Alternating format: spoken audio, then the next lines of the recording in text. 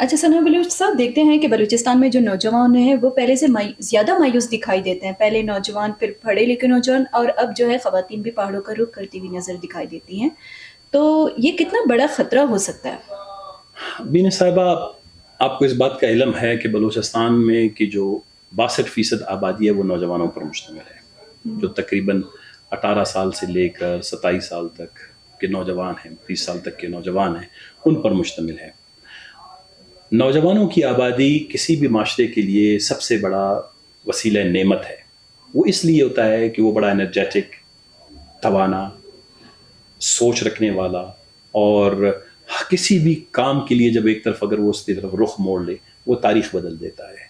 دنیا میں اگر ویتنام میں تبدیلی آئی، اگر اس کے بعد ابھی آپ کے چائنا میں آئی ہے، انڈیا کے اندر آیا آئی ٹی کی شکل میں، یا پوری دنیا میں آپ دیکھیں امریکہ کے اندر جو ینگ جنریشن ہے، اس کو جس قوم نے بھی صحیح طریقے سے استعمال کیا وہ ان قوموں نے اپنی زندگی بدل دی.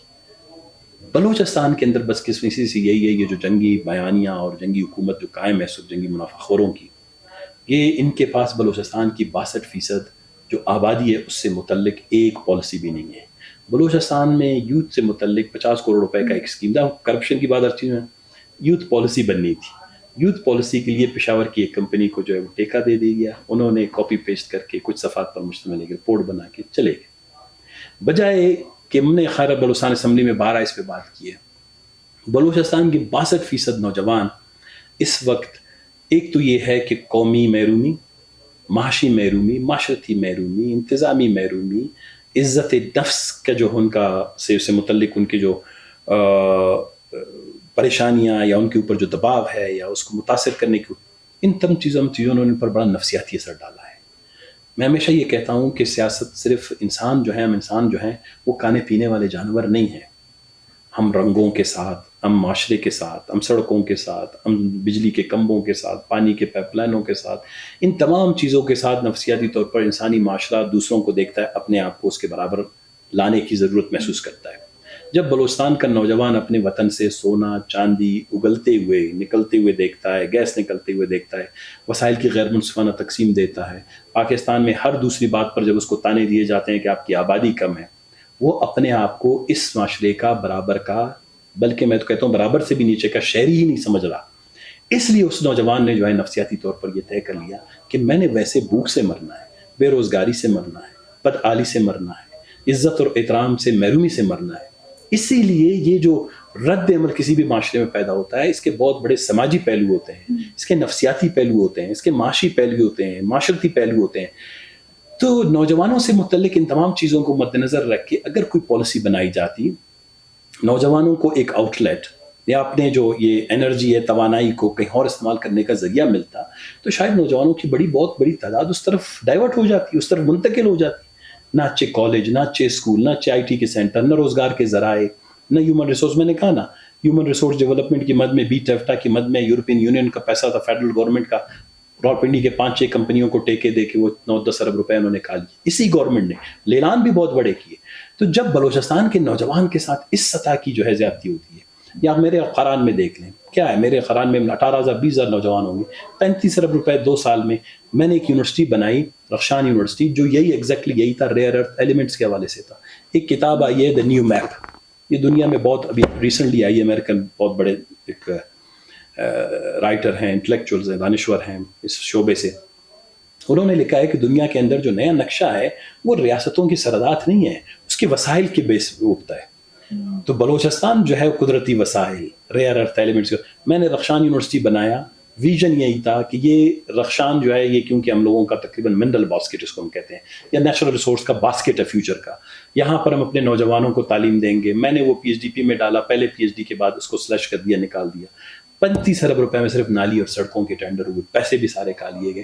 جب نوجوان کو آپ آؤٹ، تو یہ ادارے، تعلیمی ادارے، تربیت کے ادارے، نوجوانوں کو آپ مختلف شعبوں میں جب بھیجنے کے لیے وسائل طریقے پیدا کرتے ہیں، نوجوان اپنے آپ کو مصروف دیکھتا ہے، نوجوان اپنے آپ کے اپنے مستقبل کو محفوظ دیکھتا ہے، نوجوان اپنے آپ مستقبل کو کسی اور ملکوں میں خدمت سر انجام ہوتے ہوئے دیکھتا ہے.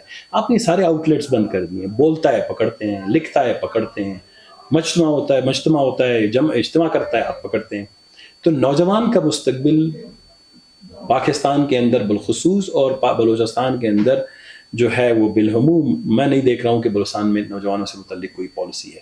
اور یہ میرے لیے سب سے زیادہ تشویشناک ہے کہ روز اب تو بہت کم عمر بچے اور بچیاں جو ہیں وہ اس رستے پہ نکل آئے ہیں کہ وہ سمجھتے ہیں کہ دلیل سے، منطق سے، کتابوں سے، آئین سے، گفت و شنید سے، معاملہ فہمی سے ہمارے مسائل حل ہونے والے نہیں ہیں. ہماری نسلیں ساری جو ہیں وہ اس مشکلات کا شکار رہیں گی.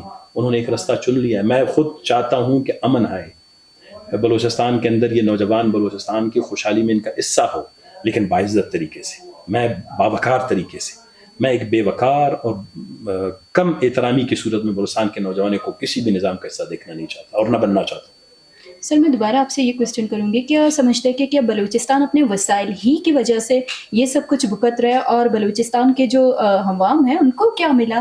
گوادر کے CPEC, Gwadar, Reko Diq, Saindak, mines and minerals اور اس طرح کے بہت سارے میگا پروجیکٹس کی بات ہوتی ہے، عوام کو کیا ملا؟ لیکن بلوچستان کے اندر میگا پروجیکٹ سے متعلق کچھ بھی نہیں بنا ہے. میں پہلا شخص تھا جب 2015-16 میں جب سی پیک آیا تو میں نے کوئی سلسلہ بہت بڑی طویل تحریروں کا BBC کے لیے، ڈان کے لیے، دی نیوز کے لیے لکھتا رہا، اور سی پیک سے متعلق لوگوں کو جتنی میرے بس میں تھی میں نے شعور اور آگاہی دی. اور میں اسی وقت بھی مجھے پتا تھا کہ اس پروجیکٹ کو جس طرح ڈیزائن کیا گیا تھا اس کے امپلیکیشنز یہ ہوں گے کہ بلوچستان میں اس کا جو ہے فوائد یا اس کا ٹرکل ڈاؤن یا اس کے اثرات بلوچستان کی معیشت پر، بلوچستان کے عوام پر نہیں پڑیں گے.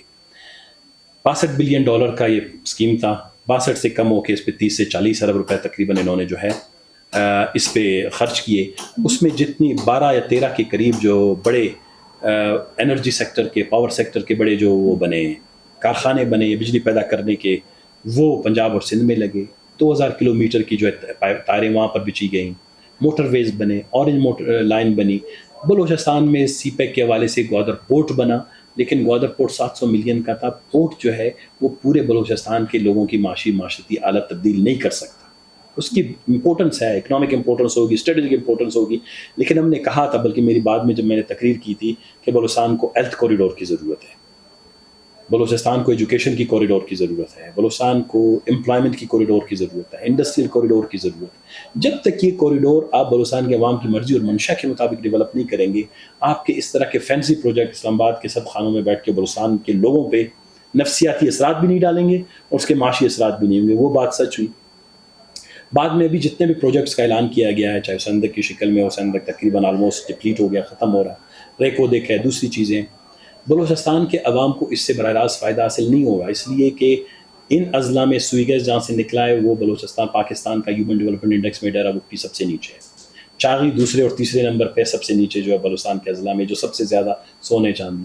بلوچستان کی امپورٹنس آپ نے صحیح کہا، بلوچستان کی امپورٹنس اس کے صرف وسائل کی وجہ سے، قدرتی وسائل کی وجہ سے ہب ہے، لیکن آج سے 100-150 سال پہلے، 200 سال پہلے، بلکہ ہزاروں سال پہلے بلوچستان جس میل وقوع میں واقع ہے، جس کو ہم مشرق وسطیٰ، سینٹرل ایشیا، جنوبی ایشیا کہتے ہیں، ان کے درمیان میں وقوع پذیر ہے. سوویت یونین کے وقت، زار روس کے وقت، چنگیزیوں کے وقت، پرشین امپائر کے وقت، یہاں پر مغلوں کے وقت سے بلوچستان کے، برٹش امپائر کے وقت سے بلوچستان کی جو جیو پولیٹیکل امپورٹنس ہے وہ کم نہیں ہوئی. لیکن اب اس کی امپورٹنس میں نے نہیں کہا کہ دنیا کے اندر جو تصور ہے نیو میپ کا، نیو میپ جو بلوچستان کا، پاکستان کا کہا جاتا ہے دنیا کا، وہ ہے نیچرل ریسورسز کے حوالے سے، کہ کس خطے میں کتنے وہ قدرتی وسائل ہیں، وہ اس کی جیو پولیٹیکل امپورٹنس یا اس کا اس میپ کو اس بیسس پہ کیلکولیٹ کیا جائے گا. تو بلوچستان کو خدا تبارک تعالیٰ نے قدرتی وسائل بھی دیے ہیں، لیکن پاکستان کی مقتدرہ وہ یہ سمجھتی ہے کہ ایسی قوم ہے بھیڑ بکریوں کی طرح، ہم پہلے چھوٹی لاٹھی سے آنکیں گے، اس سے نہیں تو بڑی لاٹھی سے ان کو آنکیں گے، بڑی لاٹھی نہیں ہوئے تو بڑے اور کسی بڑے لاٹھی سے ان کے سر پر ماریں گے، اور اس قوم کو جو ہے اسی طرح آنکتے ہوئے مزید 100 سال گزار لیں گے. یہ ان کی سوچ ہے. اور دوسری جانب بلوچ ہیں جو پاگلوں کی طرح اپنے حقوق کے لیے کسی نہ کسی سے.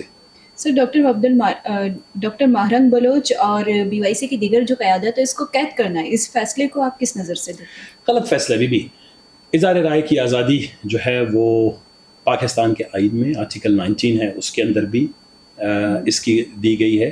بے شک آپ جتنی بھی سخت بات کریں، مثال کے طور پر اگر آپ کہیں جی میں نے اپنا ملک بھی بنانا ہے، آپ کی حکومت اور آپ کی ریاست اور آپ کے اتنے تھنک ٹینکس اور آپ کے پاس اتنے وسائل ہیں کہ آپ اس بیانیہ کے متبادل میں ایک ایسا بیانیہ دیں کہ جس کو غلط ثابت کریں کہ جی نیا ملک نہیں دیں گے، اسی ملک میں رہیں، آپ کو جو نئے ملک سے زیادہ ہم عزت دیں گے، احترام دیں گے، وقار دیں گے، برابری دیں گے.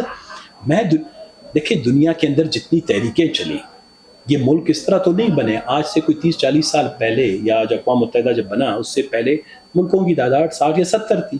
اقوام متحدہ بننے کے بعد آج ملکوں کی تعداد 198 ہے. آپ اس بات پر لوگوں کو بار بار نہ کریں کہ کبھی کسی سے اگر کوئی سخت تقریر ہو جاتی ہے, بات ہو جاتی ہے, اظہار رائے کی آزادی دیں لوگوں کو. مہاتما گاندھی کو دی گئی, محمد علی جناح کو دی گئی, وہ تقاریر کرتے رہے, وہ تاج برطانیہ کے خلاف کرتے رہے, مسلمانوں کے لیے الگ حکومت کا قیام کا مطالبہ کیا. انہوں نے کہا کہ جو ہندو راج جو ہے یا برٹش راج جو ہے وہ مسلمانوں کے ساتھ بر صغیر میں زیادتی کر رہی ہے. اس کی بنیاد پر انہوں نے مسلمانوں کو آرگنائز کر لیا. انگریز کے پاس ایک بیانیہ نہیں تھا, انگریز آخر میں دستبردار ہوا. آپ پاکستان کے پاس یہ وہ بیانیہ بنا سکتے تھے, لیکن آپ جھوٹے انتخابات کر کے غیر کیا کہتے ہیں کہ مقبول جو ہے قیادت لا کے آپ لوگوں کا بیانیہ نہیں بنا سکتے. تو بی وائی سی کی قیادت کو صرف اس بنیاد پر کہ ان کی باتیں یا ان کے مطالبات یا ان کا طریقہ کار آپ کو قابل قبول نہیں ہے, یہ میرے خیال مناسب نہیں ہے. اسی طرح پاکستان کے اندر چاہے آج کشمیریوں کے حوالے سے ہو رہا ہے یا کسی اور پی ٹی آئی کے حوالے سے ہو رہا ہے, میں یہ بلیو کرتا ہوں کہ کسی بھی زندہ معاشرے میں جو ہے وہ اگر اظہار رائے کی آزادی دی جائے اور وہاں پر لوگوں کو بولنے کا اختیار دیا جائے, حکمرانوں کے کان اگر باری نہ ہو اور خراب نہ ہوں, آنکھیں ان کی دھندلی اگر نہ ہوں, یہ معاشرے کے لیے بہت ضروری ہے. یہ آپ کیسے جس طرح رگوں میں خون دوڑتا ہے, یہ رگوں کو صاف کرنے کا ذریعہ ہوتا ہے. ایک ریاست کی پالیسیوں کو مسلسل ریفائن کرنے, بہتر بنانے میں بہت بڑی اپوزیشن, کرٹیکل اپوزیشن, اور وہ کیا کہتے ہیں کہ سخت سے سخت اپوزیشن کی بہت ضرورت ہوتی ہے, جس کو آپ دگائیں گے تو آپ کی اپنی رگوں میں جو ہے خون کی جو ہے صاف ہونا رک جائے گا اور پاکستان میں مزید پراگندگی اور سماجی انتشار پیدا ہوگا. اچھا ثنا بلوچ صاحب, دیکھتے ہیں کہ وزیر اعلیٰ بلوچستان آپ کی جماعت اور بی وائی سی پر یہ الزام لگاتے ہیں کہ آپ لوگ بی ایل اے کی سیاسی ونگ کا کردار ادا کر رہے ہیں, تو اس پر آپ کا کیا پیغام؟ ابھی تک میں نے یہ بات ان کے منہ سے نہیں سنی, خدا کرے کہ یہ اس طرح نہ کہیں. جو بھی بلوچستان کے اندر تنظیمیں ہیں ان کے اپنے اسپوکس پرسنز ہیں, ان کا اپنا ایک چارٹر ہے, ان کے اپنے جھنڈے ہیں, ان کا اپنے مطالبات ہیں. ہم نے جمہوری سیاسی آئینی طریقے سے پاکستان کے میں اپنے بلوچستان کی بات ہر سطح پہ ہم نے کی ہے. رہی بات میرے خیال یہ بات میں نے بارہا ان سے سنا ہے, اور وہ اس لیے کوشش کر رہے ہیں کہ بلوچستان کے اندر جو لیجٹمیٹ پولیٹیکل وائسز ہیں ان کو جو ہے اللیجٹمیٹ قرار دیا جائے, ناجائز قرار دیا جائے, یا ان کو جو ہے انتشار پسند, متشدد یا وائلنس کا سپورٹر قرار دے کے ان کے خلاف ایکشن لیا جائے تاکہ ہماری زبان بندی ہو. اگر کل مجھ پہ یہ الزام لگاتے ہیں صدارت منگل صاحب پہ, کسی پہ, ہم جیل میں جائیں گے تو کوئی اس کا پوزیشن بولنے والا نہیں ہوگا, آپ کے ساتھ کون بیٹھ کے بات کرے. وہ شاید یہ سمجھتے ہیں کہ بلوچستان کے اندر جو بھی سینسیبل اپوزیشن ہے اس کو ہم یہ کہیں کہ جی آپ جو ہیں یہاں پر سرکار یا ریاست کے جو خلاف بیانیہ ہیں اس کو آپ سپورٹ کر رہے ہیں. دیکھیں ریاست کا بیانیہ بہت کمزور ہے. ریاستوں اداروں کی پالیسیاں بلوچستان سے متعلق بہت ہی کیا کہتے ہیں کہ مخدوش ہیں, خراب ہیں یا فالٹی ہیں. دوسری بات یہ کہ جو موجودہ صوبائی حکومت ہے اس کی عوام میں مقبولیت نہ ہونے کے برابر ہے, جائزیت نہ ہونے کے برابر ہے, جس کو لیجٹمیسی کہا جاتا ہے. پاپولر پالیٹکس کے بہت ضروری ہوتا ہے, لیکن اس میں پاپولر لیڈرشپ نہیں ہے, لوگوں کی ایکسیپٹنس نہیں ہے.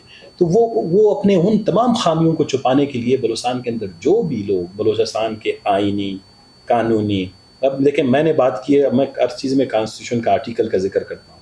پی پی ایل کے ساتھ اگر میں کہتا ہوں کہ بلوچستان کو نصف حصہ ملنا چاہیے, آئین کے اندر آرٹیکل 172 سب سیکشن 3 ہے. اظہار رائے کی بات کرتا ہوں تو آرٹیکل 19 ہے. کونسل آف کامن انٹرسٹ کی بات کرتا ہوں آرٹیکل 153 ہے. گیس بلوچستان کے لوگوں کو ملنا چاہے آرٹیکل 158 ہے. این ایف سی 160 ہے جو 16 سالوں سے نہیں ہوئی.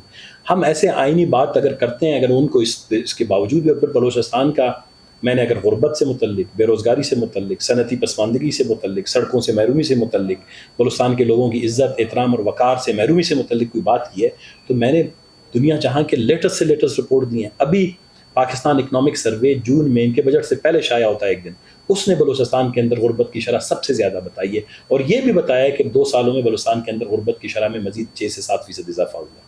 یہ رپورٹ بتاتی ہے کہ بلوچستان میں گزشتہ 3-4 سالوں میں تعلیم کی شرح میں جو ہے کمی ہوئی ہے. یہی رپورٹ بتاتا ہے کہ بلوچستان کے اندر ریمیٹنسز ہیں, ہیومن ریسورس ڈیولپمنٹ ہے, بلوچستان کے اندر اس کی جی ڈی پی ہے وہ ڈکلائن پہ اسٹیگننٹ ہے. تو میں تو ساری رپورٹ, اگر ہم جیسے لوگوں کو بھی یہ, یا ہم جیسے ہماری جماعتوں کو بھی یہ بارہا یہ الزام دیتے ہیں, تو یہ میرے خیال میں ان کے اس خوف کی نشانی ہے کہ معاشرے میں سارے لوگوں پہ منہ پہ جو ہے وہ تالے لگائے جائیں, یا سب کو جو ہے وہ مجرم اور ملزم قرار دے کر جیلوں میں ڈال دیا جائے, تاکہ وہ بآسانی بلوچستان کے اندر اپنی یہ جو غلط پالیسیاں ان کو جو ہے جاری رکھیں. سر لاسٹ سوال اکثر عوام یہ پوچھتی ہے کہ بی این پی مینگل جو کہ کامپرس پارٹی ہے، اختر جان مینگل کو دیکھتے ہیں کہ وہ اکثر فوج کے خلاف باتیں کرتے ہوئے دکھائی دیتے ہیں، لیکن جنرل باجوہ کے ایکسٹینشن بل پر کی حمایت، یہ کیا معاملات ہیں؟ دیکھیں بلوچستان میں جب 2018 کے انتخابات ہوئے ہیں، ہمارے اوپر یہ الزام آج سے نہیں ہے. 1997 میں ہم پہلی دفعہ بلوچستان نیشنل پارٹی کو بڑا مینڈیٹ ملا. اس کے بعد ہمیں 2013 میں بھی ہرایا گیا، پھر اس کے بعد 2000 جتنے بھی الیکشن بعد میں ہوتے رہے، 2007 اور 8 میں ہم نے بائیکاٹ کیا. 2018 میں جب ہم حکومت میں آئے تو ہمارے پاس اپنے ہی لوگ آئے کہ جی بلوچستان کے اندر ہزاروں کی تعداد میں لوگ لاپتہ ہیں، لہٰذا آپ اسٹیبلشمنٹ کے ساتھ، اسلام آباد کے ساتھ اچھے روابط رکھیں، اچھے تعلقات رکھیں. یہ لوگوں کی خواہش تھی کہ آپ کوئی اپنے لفظوں کے چناؤ میں، پالیسیوں میں وہ نرمی لے آئیں جس سے ہمارے بچے رہا ہوں. بلوچستان کا تنازع جو بڑھتا جا رہا ہے یہ کوئی سی الطلب نتیجے کی طرف نکل سکے. اس کے علاوہ آپ حکمرانوں کو کم از کم یہ سمجھا سکیں کہ بلوچستان کے اندر جو ہے یہ جو مسائل ہیں ان کو آپ بہت ہی کیلکولیٹڈ، بہت ہی اعداد و شمار کے تحت ان کے سامنے پیش کریں، اس کا حل نکالیں، کیونکہ یہ باتیں کسی نے کی نہیں. یہ ہماری پارٹی کا فیصلہ ہوا، ہم نے حکومت جوائن نہیں کیا. ہم نے 6 نکات عمران خان کے ساتھ دستخط کیے جس میں انسانی حقوق، لاپتہ افراد، بلوچستان کی پسماندگی، سب چیزوں کو میں نے خود ہم نے ڈرافٹ کیا تھا، وہ پڑھا ہے. لیکن بدقسمتی ہوئی کہ عمران خان بھی شروع کے دن تھے، تجربے بھی کمی تھی، وہ بہت زیادہ مصروف رہے، وہ بلوچستان کے مسئلے کو اتنا سنجید سے سمجھ نہیں پائے. اسٹیبلشمنٹ کے ساتھ اس میں کوئی شک نہیں ہے روابط ہوئے. اختر جان نے 12 اس بات کا ذکر کیا ہوا ہے، اس کی بدولت کچھ نوجوان ریلیز بھی ہوئے. رہی بات جب پاکستان میں میرے خیال ہمارے ووٹوں کی تعداد بہت کم تھی، جب یہ فیصلہ ہوا کہ جی آرمی ایکٹ میں تبدیلی ہوگی، باجوہ کو ایکسٹینشن نہیں دیا.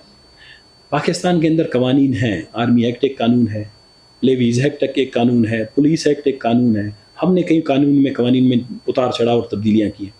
جب اس ایکٹ میں تبدیلی کی بات ہوئی، جب ان کے اداروں سے خود سفارش آئی کہ جی اس ایکٹ میں جو ہے جو ایکسٹینشن ہے اس کو اس طریقے سے ریفریز کیا جائے یا دوبارہ لکھا جائے، جب وہ آیا تو تمام جماعتوں نے تسلیم کیا. ہم نے صرف اسی لیے، جس طرح آپ نے یہ بات نہیں کی کہ ابھی کہ جی ہمیں تصور کیا جاتا ہے کہ جی ہم فوج کے خلاف ہیں، ہم نے فوج کی جو ہے پالیسیوں، ہم بلوچستان میں جو فوج کی پالیسی ہے جو یہاں کی سیاسی حکومت کے ساتھ مل کے بنایا انہوں نے، وہ غلط ہے. اس کی ہم نے ہمیشہ مخالفت کی ہے، ڈنکے کی چوٹ بھی کی ہے، اور ہم نے کہا ہے کہ یہ تباہی اور بربادی کا باعث بن رہا ہے. باقی رہی اس پہ تمام جماعتوں نے اس وقت ساتھ دیا، اور بلوچستان نیشنل پارٹی نے کہ کبھی ہم پہ یہ جنائیں کہ جی بلوچستان کے مسئلہ حل ہو رہا تھا اور انہوں نے اسی ایک ایکٹ کی وجہ سے بلوچستان کے مسئلے کو حل ہونے سے بچا لیا. وہ اس میں ہم شریک رہے. ہماری پارٹی کا فیصلہ تھا، وہ اس میں بالکل تنقید کا بھی لوگوں کو، اس میں خامیاں بھی ہو سکتی ہیں، لیکن وہ اس کا کنٹیکسٹ یہ ہے. رہی بات بلوچستان نیشنل پارٹی جو ہے، یا ہم سمجھتے ہیں کہ فوج کا کردار آئین میں متعین ہے. میں جب قومی اسمبلی، صوبائی اسمبلی یا سینٹ کا ممبر بنتا ہوں تو میرے اختیارات اور میرا جو کام ہے وہ متعین ہے پاکستان کے آئین میں. اگر ہمارے تمام ادارے اپنے متعین کردہ حدود میں اپنے فرائض انجام دیں تو پاکستان تقریباً اس خطے میں، ایران ہے، افغانستان ہے، انڈیا ہے، چائنا ہے، گریٹر مڈل ایسٹ ہے، یہ سب جگہیں ایسے فیڈرلزم جو ہیں ان میں اس طرح کی انتشار نہیں آتا.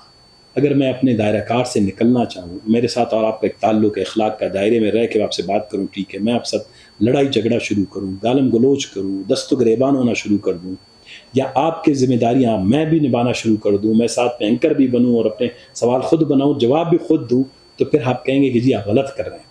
اسی لیے جب دائرہ کار سے نکلتا ہے کوئی بھی ادارہ، وہ ملک میں تباہی اور بربادی کا باعث بنتا ہے. اسی لیے ہم نے کہا ہے کہ کسی بھی ادارے کو، چاہے وہ پولیس ہو، فوج ہو، لیویز ہو، آرمی، مختلف ادارے ہیں، آئینی میں متعین کردہ جو دائرہ اختیار ہے اس کے اندر رہ کے سیاست کرتے ہیں، ہمارے لیے قابل قبول.